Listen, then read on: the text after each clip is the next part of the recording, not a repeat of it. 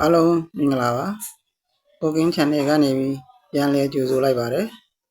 ဒီနေ့ထိုင်းရောက်မြန်မာတွေကျဲဥနဲ့မမဘယ်လိုနှစ်ပါးသွားနေရလဲဆိုတာကိုအမှုပညာနဲ့တင်ဆက်တာကိုကျွန်တော်နဲ့အတူတူကြည့်လိုက်ကြရအောင်မမူးရေသူရဲ့ဟောတာကျဲဥလို့ခေါ်တယ်ဗျအဲ့ဒါကျဲဥရတဲ့ရင်းဖြစ်လာမဲ့လုံးလေးတွေပေါ့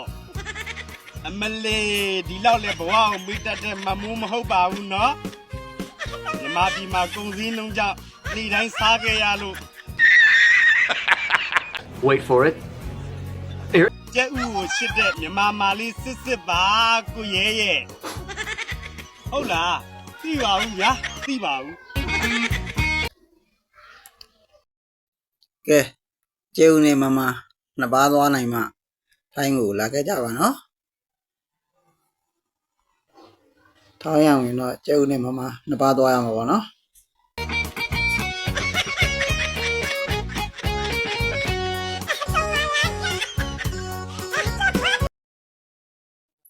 ကဲဒါလေးကတော့လူပြည်မှာဒီလက်မြစ်တဲ့2000ခွဲဖြစ်နေလို့တရားမင်းကြီးစိတ်ညစ်နေတာပါအဲ့ဒီတော့ထက်လက်နဲ့ပဲမိုးတော့မယ်လို့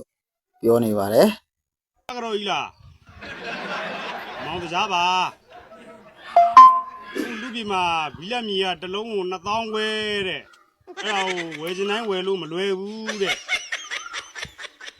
အေးအဲကြောင့်တရားကရိုကြီးအတွက်ဆောက်ထားတဲ့လေးထပ်အာစီပြတ်သက်ဆောင်မှာမောင်တရားတို့ဒီဘီလက်မြေစည်းနဲ့ဆက်လက်လောင်းမှုတော့အဆင်မ Nice ပြီတော့ဘူးသီးလားအေးအဲကြောင့်မောင်တရားမင်းအခုလူပြည်ကထိုင်းရွက်တွေခုတ်နေရဲ့တရားကရိုလူပြည်ကထိုင်းရွက်ခုတ်ပြီးတော့ထိုင်းရွက်ပဲမိုးတော့မယ်ဒီရဲ့အဲ့လေးထပ်အာစီပြတ်သက်ဆောင်မှာမောင်တရားတို့ထိုင်းရွက်ပဲမိုးလိုက်အောင်လေ